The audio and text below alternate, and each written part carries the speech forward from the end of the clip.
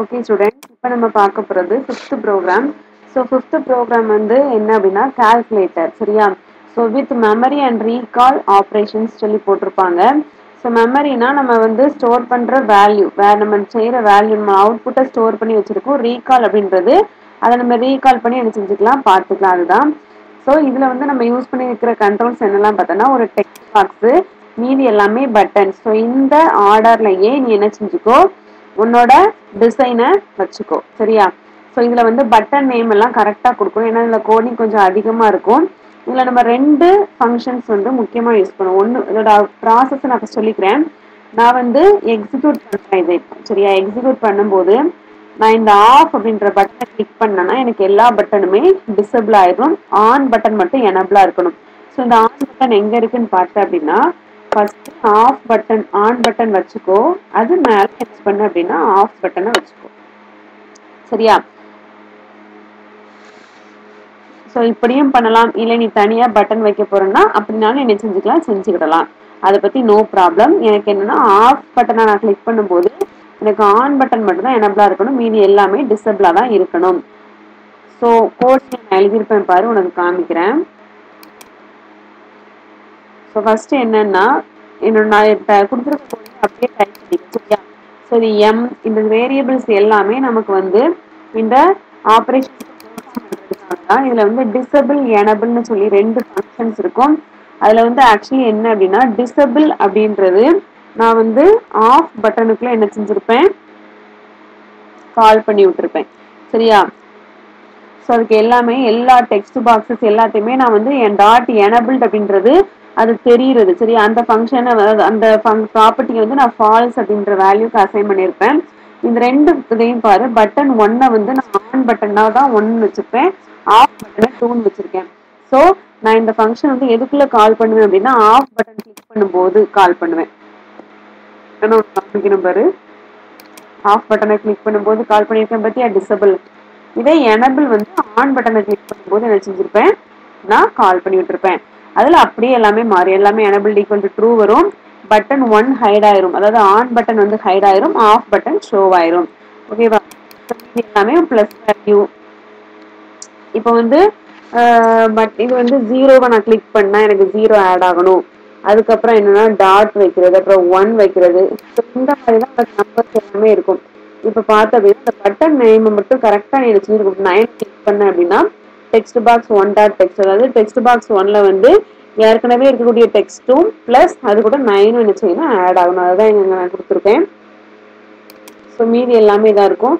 அதுக்கப்புறம் இது வந்து கம்ப்யூட் அப்படின்ற ஒரு ஃபங்க்ஷன் நான் யூஸ் பண்ணியிருக்கேன். எதுக்காகனா ஆப்ரேஷன்ஸ் பெர்ஃபார்ம் பண்ணுறதுக்கு, plus minus addition subtraction multiplication division, இந்த 4 ஆப்ரேஷனும் பெர்ஃபார்ம் பண்ணுறதுக்காக இது கொடுத்துருப்பேன், சரியா? ஸோ அது பார்த்தாலே உங்களுக்கு தெரியும். அதுக்கப்புறம் பார்த்தேன் அப்படின்னா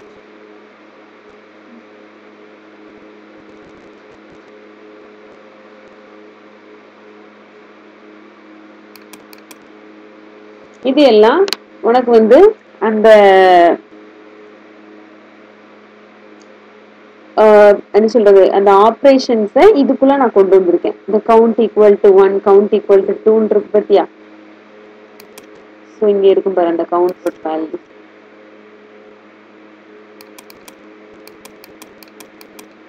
இதா இருக்கா? ஸோ கவுண்டோட வேல்யூ இங்க 1 இருந்துச்சு அப்படின்னா, 1 அப்படின்றது மேட்ச் ஆச்சு அப்படின்னா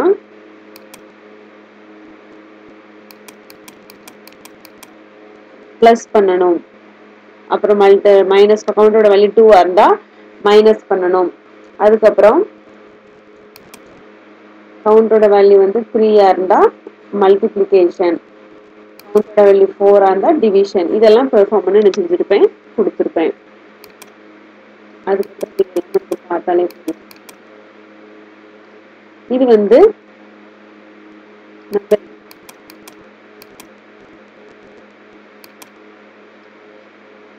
அவ்வளோதான்.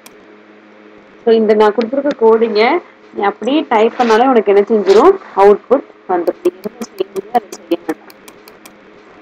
கோடிங்கில் ஏதாவது டவுட் இருக்கு நீ என்கிட்ட டைரெக்டாக கிளாஸில் நினச்சிக்கலாம், கேட்கலாம். ஸோ இது அவுட்புட், இதை வந்து டைப் பண்ணி எனக்கு அவுட்புட் எடுத்து சீக்கிரமாக அனுப்புங்க, சரியா? நான் இப்போ ரன் பண்ணுறேன் பாரு.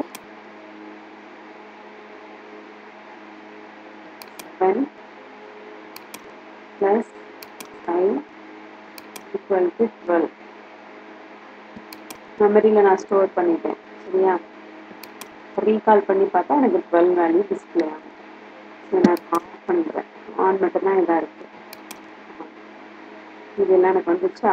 சரிதான் என்னோட அவுட்புட். சரியா? ஸோ இந்த மாதிரி தான் அவுட்புட் வரும். எனக்கு என்ன செய்ய, டைப் பண்ணி அவுட்புட் எடுத்து அனுப்புங்க. கால்குலேட்டரை பொறுத்தளவில் பட்டன் நேம்ஸ் எல்லாம் நீ கரெக்டாக கொடுக்கணும். சரியா? கொடுத்தா மட்டும்தான் உனக்கு வந்து அவுட்புட் டிஸ்பிளே ஆகும்.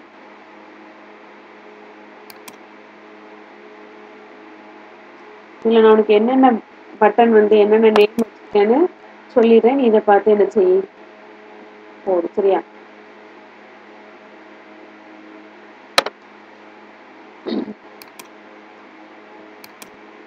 ஸோ பட்டன் 1 வந்து ஆன் பட்டன். சரியா?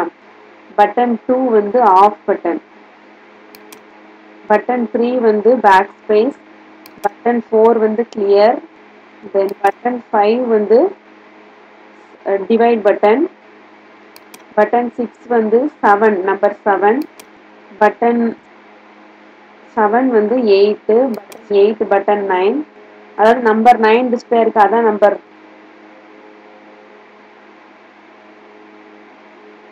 நம்பர் 9th பட்டன் வந்து எதுன்னு பார்த்தோன்னா மல்டிப்ளிகேஷன்.